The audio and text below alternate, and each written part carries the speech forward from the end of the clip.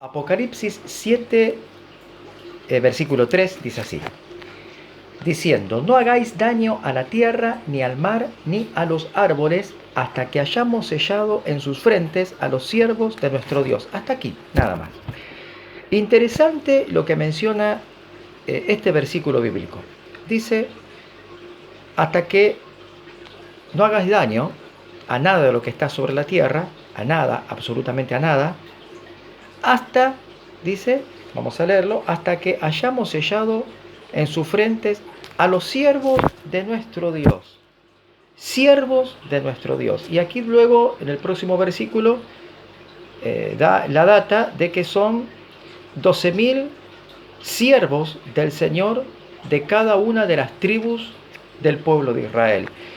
Pero a lo que yo quiero hacer énfasis en este análisis de la Escritura es lo siguiente: siervos de nuestro Dios. Me llamó la atención cuando hoy acabo de leer esta palabra, que la he leído varias veces, cientos de veces, pero el Espíritu Santo me dijo: detente, en mi corazón, por supuesto, examina, mira, presta atención lo que está escrito. Siervos de nuestro Dios. Sellar a los siervos de nuestro Dios. Siervos de nuestro Dios. Interesante cuando nosotros leemos, escuchen con atención, aquí yo lo he separado y dice Deuteronomio 34, el versículo 5 dice: y murió allí Moisés, siervo del Señor, en la tierra de Moab, conforme al dicho del Señor. Dice, murió allí Moisés, siervo del Señor.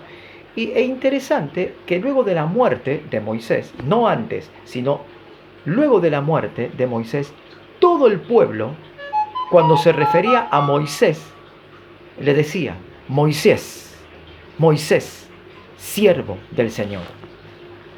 Muchas son las citas, yo voy a mencionar algunas. Por ejemplo, Deuteronomio 34:5, Josué 1:1, Josué 1:13, Josué 1:15, Josué 8:31, y así hay que seguir buscando la escritura y analizando este contexto y esta parte de la escritura, que luego de que murió Moisés, luego de la muerte de Moisés, el pueblo de Israel consideraba a Moisés como siervo del Señor. He aquí, en el libro de Apocalipsis, dice que serán sellados 144.000 siervos del Señor, similares, semejantes a Moisés. Pero en vida, no en muerte, en vida, se les reconocerá como siervos del Señor, como siervos de Dios. Los 144.000 hombres varones que darán testimonio del Señor en los últimos días, en vida se les reconocerá como siervos del Señor.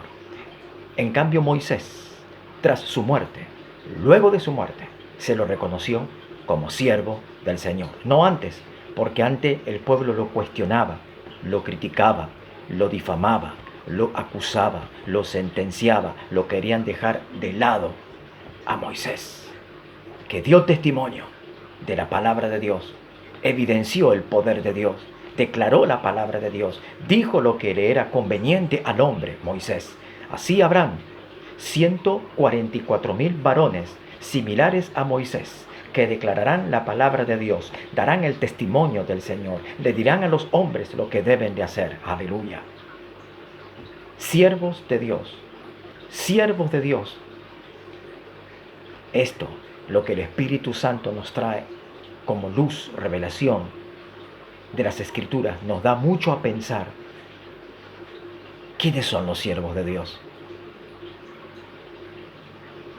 Es muy profundo este análisis y nos lleva a pensar, no cualquiera es siervo de Dios, porque un siervo de Dios, como dice la Escritura, tiene que ser sellado para la obra y ministerio, tiene que ser levantado para la obra y ministerio. Tiene que ser ungido para la obra y ministerio. Tiene que ser declarado para la obra y ministerio. Tiene el Señor que dar el testimonio por el Espíritu de quien es siervo de Dios. No cualquiera hoy es